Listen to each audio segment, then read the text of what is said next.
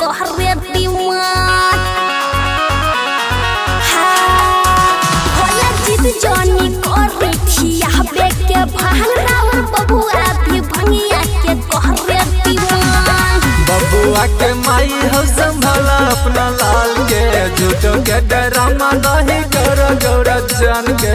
अरे बाप रे अरे बाप रे गौरा बबुआ के माई हो संभाला अपना लाल के झूठो के डरामा नहीं करो गौरा जान के। खिलाए दोनों गौरी चाहे दुए कनमा पिलाए दोनों भंगिया एक दुए कनमा। गौरी जल्दी से भंगिया पिलाता रहो देखा मन घबराता।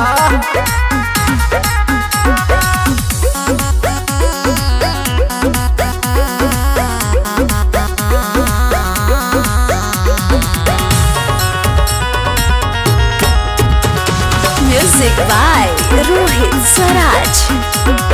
भंगिया न खाई नहीं अच्छा हो बेला बबुआ गणेश राउर हल्ला करियला। भंगिया न खाई नहीं अच्छा हो बेला बबुआ गणेश राउर हल्ला करियला। गाजा और भंगिया बिना लागे नहीं मनमा देखा ना तो खाए लागल सोचत है तनमा। अरे बाप रे अरे बाप रे गाजा और भंगिया बिना लागे नहीं मनमा देखा ना तो खाए लागल सोचत है तनमा। खिलाए दोनों गौरी एक दुए दनमा पिलाए दोनों भंगिया एक दुए कनमा।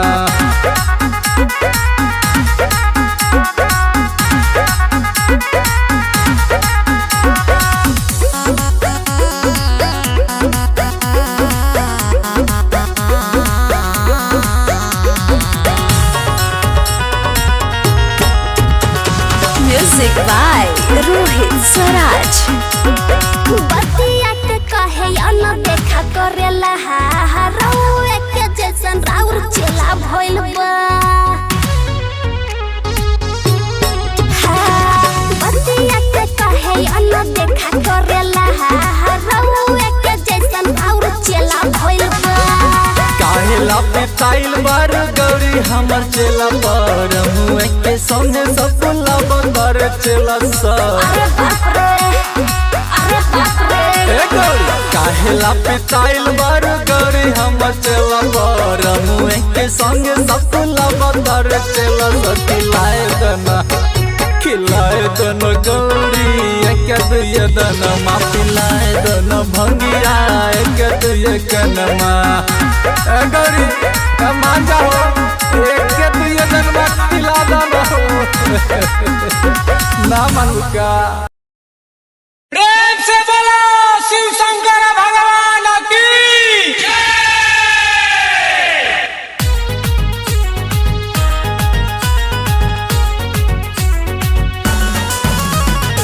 बोला बोला के भोले बाबा की।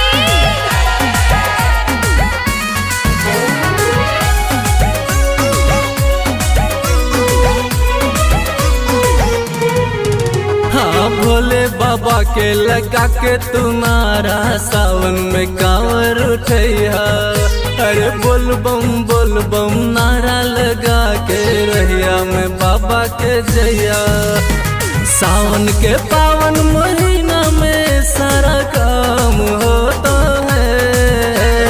सावन के पावन महीना में सारा काम होता है। भोलेनाथ की कृपाए भैया सरेआम होता है। मिट जाते हैं उनके टेंशन जो भी नाम लेता है। मेरे बाबा की कृपाए भैया सरेआम मिलता है। बोले शंकर भगवान की।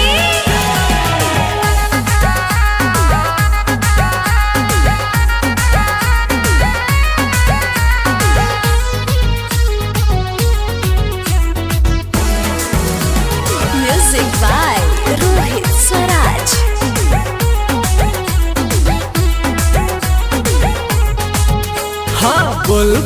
बोलबम के नारा जोरे जोरे लगैहा,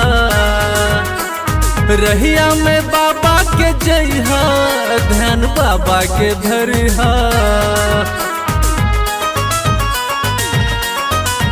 हाँ बोलबम बोलबम के नारा जोरे जोरे लगैहा,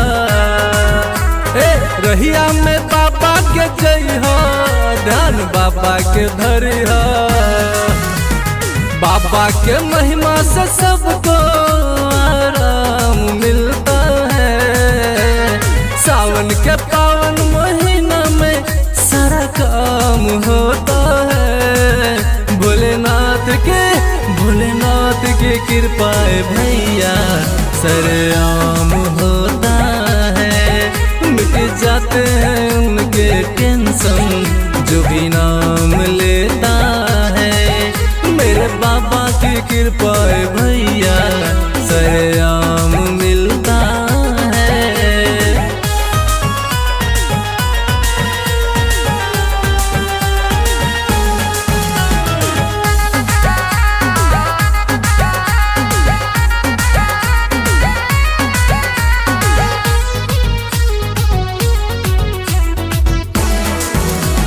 Music by Rohit Swaraj.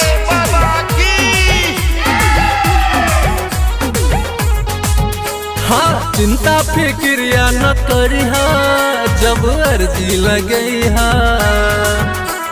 कल जोड़ी बाबा के दिल से सारा हाल सुनैहा।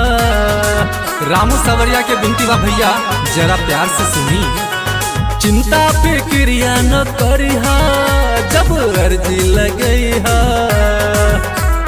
कल जोड़ी बाबा के दिल से सारा हाल सुनैहा। बाबा की कृपा है भैया, सुबह शाम मिलता है, सावन के पावन महीना में सारा काम होता है। भोलेनाथ की कृपा है भैया, सरेआम होता है, मिट जाते हैं उनके टेंशन जो भी नाम लेता है। मेरे बाबा की कृपा है भैया,